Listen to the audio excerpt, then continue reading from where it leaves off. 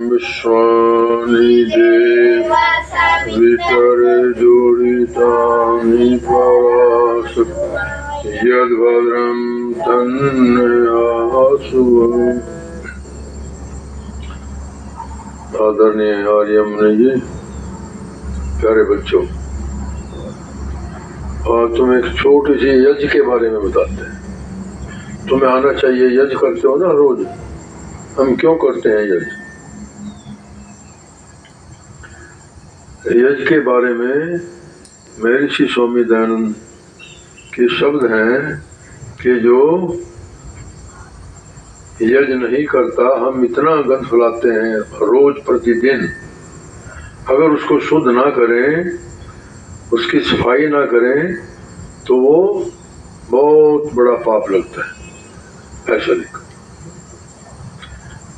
कृष्ण भगवान ने जो गीता में उन्होंने लिखा कि बिना यज्ञ के जो भोजन करता वो पापी है। और आर्य मुनि जी आपके सामने उदाहरण बैठे हैं, ये अपने थैले में सामान रखते हैं यज्ञ का। कहीं जाए, रेल में जाए, रास्ते में जाए, दूसरी जगह जाए, अगर कहीं यज्ञ का इंतजाम नहीं है तो रास्ते में अपना यज्ञ किए बगैर अपना दिन का कार्य आरंभ नहीं करते, रोज हवन करते। देखो कितने सालों से, कितनी बड़ी बात है। अपना सामान साथ रखते हैं, क्योंकि सारे जगह, सारे घरों में तो यज्ञ का इंतजाम नहीं होता, लेकिन ये किसी के ऊपर निर्भर नहीं करते। अपना सामान, अपना घी भी, सामग्री भी, समुदाय भी सब साथ रखते। कितनी बड़ी बात है। तो ये विद्वानों ने, उन्होंने जाना कि यज्ञ से बड़ा तो कोई कर्म है ही नहीं। अब हम ध्यान से सुने, दो ही बातें बताऊंगा कि मनुष्य जो है वो कितना रोज कितना धन फैलाता है। कोई बात नहीं, बिजली चली, अच्छा है बिजली, हाँ। तो हम कितना, कैसे गंध फैलाते हैं, बताओ, बता सकते है कोई बच्चा? एक मनुष्य प्रतिदिन कैसे कैसे वो गंध फैलाता है, बताइए, बताओ, शाबाश। जैसे जोर से बोलो बेटा। सांस के द्वारा। हाँ, देखो हम कितना, हाँ बोलो, शाबाश। मनुष्य मलमूत्र रखता है, तो उसमें कभी तो तेजी वो वायु में मिल जाती है, और जी मनुष्य कार्बन डाइऑक्साइड छोड़ता है। देखो हम चार तरह से, चार प्रकार से मनुष्य गंध छोड़ता है। मल, मूत्र, पसीना, पसीना भी आता है ना, पसीने, ये भी गंध है, ये भी मल है। और सांस जो हम छोड़ते हैं, कार्बन डाइऑक्साइड छोड़ते हैं और ऑक्सीजन शुद्ध हवा लेते हैं। तो अगर शुद्ध नहीं करेंगे तो ये तो एक दिन खत्म हो जाएगा सारा कुछ।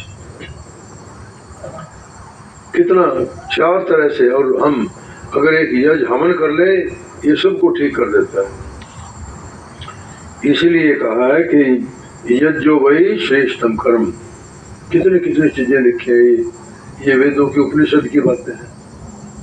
स्वर्ग कामो यज्ञ, सुख चाहने वाला यज्ञ करे। यज्ञो वही काम दुख, यज्ञ सब कामनाओं को पूर्ण करता है। कितना कितना बड़ा वैद है, हमारा डॉक्टर भी है यज्ञ। कितनी बीमारियां दूर होती हैं इससे। तो कहने का भाव ये है कि जब हम यज्ञ करते हैं तो एक तो बड़ा उसको श्रद्धा पूर्वक, जब मंत्र बोल रहे हैं, आप सब बोलते हो, तो उसमें ध्यान भी लगाओ परमात्मा में। कुछ बच्चे ऐसे कर लेते हैं, कुछ छेड़ देते हैं, कुछ इधर ध्यान है, कुछ इधर है, कुछ, वो पाप लगता है। परमात्मा ने कहा कि यज्ञ को बड़ी श्रद्धा पूर्वक, प्रेम से, ध्यान से, चिंतन से, ऋषियों की ये उपदेश है कि हम यज्ञ और संध्या में जब बैठे तब और कुछ न करें। कहीं बीच में उठ के खड़े हो जाते हैं, नहीं, फिर बाद में कर लेना, लेकिन यज और हवन के समय तो सब कुछ भूल जाओ, परमात्मा में ध्यान रखो, उसका चिंतन करते हुए तब यज करें, तब संध्या करें, ध्यान उसी में होना चाहिए।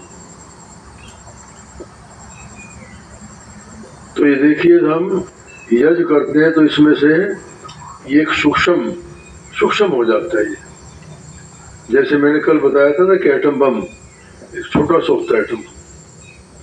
एक हमारे जज साहब कहने लगे कि जी, हिमाचल के थे वो, अब रिटायर हो गए, सेशन जज थे मेरे साथ, तो वो कहने लगे जी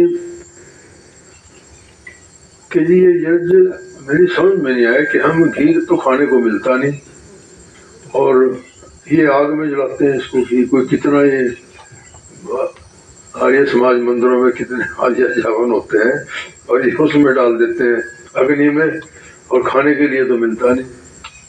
तो इसका क्या औचित्य है, क्या जस्टिफिकेशन है? मेरा सुनो,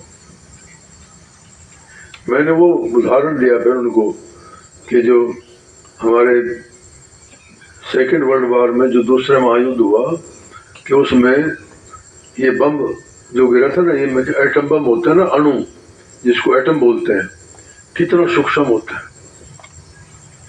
जितनी चीज सूक्ष्म होगी वो उतनी ही बड़ी होगी। जितना सूक्ष्म होता है, तो महर्षि दयानंद सरस्वती ने तो उदाहरण दी है कि हम मिर्च कितनी बड़ी होती है, एक कट्टा भर के रख दो, बोरी भर के रख दो, मिर्चों का पता ही नहीं लगेगा, और एक मिर्च को अग्नि में डाल दो, सारा घर और सारा कितना वो एक आफत मचा देगा, उसकी जो वातावरण बनेगा उससे। एक पिप्पा घी का घर में रखे रहे पता ही नहीं, और उसके ऊपर अग्नि में डाल दो, सारे घर में सुगंध हो जाएगी, दूर दूर तक फैल जाएगी। ध्यान से सुनो, ये बातें हर रोज नहीं बताई जाती। फिर कई बार तो तुम्हें कोई पूछने लग जाए कि भाई बच्चों, तुम्हें गुरुकुल में हवन यज्ञ करते हो, क्या फायदे हैं इसके, क्यों करते हो, इससे क्या होता है? तो आना चाहिए ना, गुरुकुल के बच्चे हो तुम,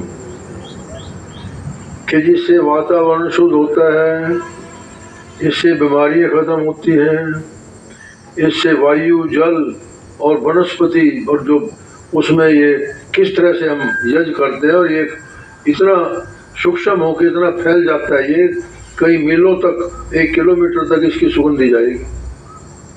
यहाँ लग जाएगा पता कि भाई यहाँ यज्ञ हवन हुआ है। और तो क्या, मैं चंडीगढ़ जाता हूँ, जहाँ जिस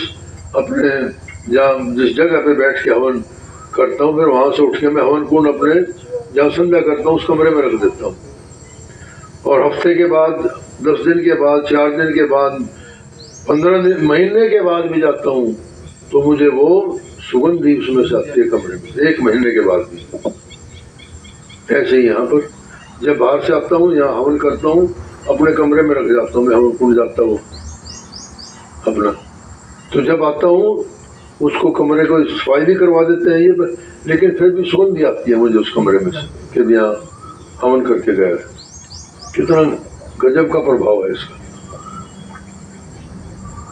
और बातें तो मैंने बहुत बताई हुई है।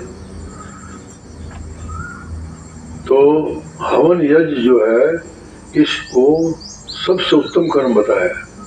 वो एटम बम की बात सुनाई थी ना, कि छोटा सा एटम बम था, वो 14 इंच लंबा और 3 और 4 इंच मोटा होगा। वो जैसा ही होता है ना, ये जो बिल्कुल शेप उसकी, ये जो हम, ये जो पिंजा होता है ना, रुई वो मारता है उसमें, बिल्कुल वो शेप, वो क्या बोलते हैं उसको, हाँ मूसली सी वो, हाँ वो उसमें मारता है, वो रुई पीनी जाती है उससे। तो हम छोटे छोटे देखते थे, अब तो इन बच्चों ने शायद देखा नहीं होगा वो, हाँ, तो वो छोटा सा, वो बिल्कुल शेप वही होती थी उसकी।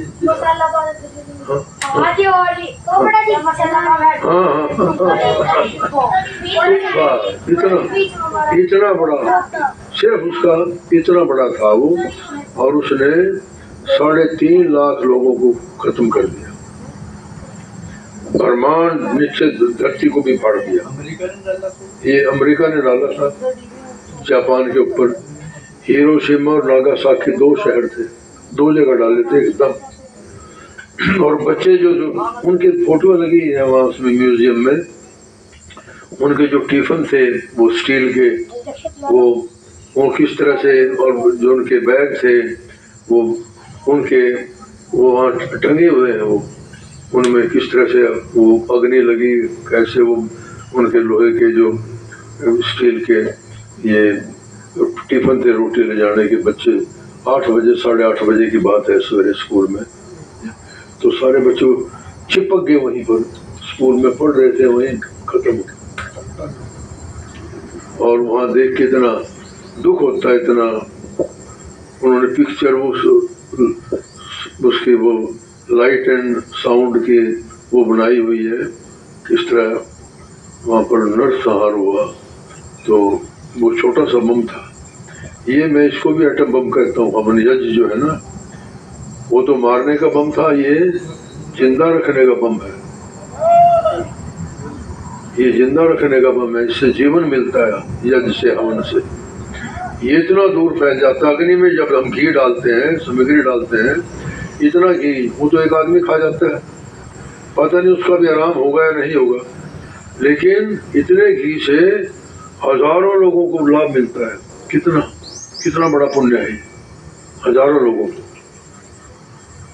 जब ये हवा में फैलता है, हमने ऐसा भी देखा, बुजुर्गों से भी सुना कि गांव में जब बरसातें नहीं होती थी, सूखा पड़ जाता था, तो गांव के लोग कई दिन तक बड़ा यज्ञ हवन करते थे। वहाँ पर महात्मा संत स्वामी जी को बुला के हवन करते करते बरसात आ जाती थी। परमात्मा का पूरा श्रद्धा भक्ति के साथ उससे मांगोगे और यज्ञ हवन हो रहा है, तो उससे बूंदे बरसात आ जाती।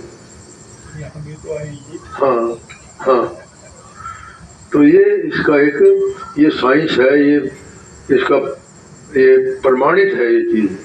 तो यज्ञ से बढ़ के और कोई कर्म नहीं है, तो इसलिए हमें यज्ञ हर रोज करना चाहिए। बहुत फैलता है ये, इसका जितना सूक्ष्म है, हमारी आत्मा देखो कितनी सूक्ष्म है, दिखती है कहीं, लेकिन सारा कुछ है, वो सब कुछ है ही आत्मा में। आत्मा के बिना कुछ भी नहीं है। और परमात्मा तो बिल्कुल ही नजर नहीं आता, वो सारी सृष्टि को चला रहा है, उसका तो कोई रूप रंग कहीं कुछ है ही नहीं, दिखता ही नहीं। कितना सूक्ष्म होगा, कितना। तो इसलिए ये कोई तुम्हें पूछे कि भाई हवन खाने को तो मिलता नहीं, कि यार तुम हवन करते हो, कि खाने वाले को तो एक को आराम होगा या नहीं होगा, लेकिन हवन करने से हजारों लोगों को उतने घी से, 50 ग्राम के घी से हजारों लोगों को, फिर जो पशु पक्षी जीव जंतु है उनको भी लाभ मिलता है, बीमारियां खत्म होते हैं, बीमारी के कीटाणु खत्म हो जाते हैं। तो यज्ञ के बारे में ये तुम्हें फायदे बताए यहाँ, ठीक है, बोलना नहीं इनको। हाँ चलो अब शांति पाठ करें। ओम ध्रुव शांति।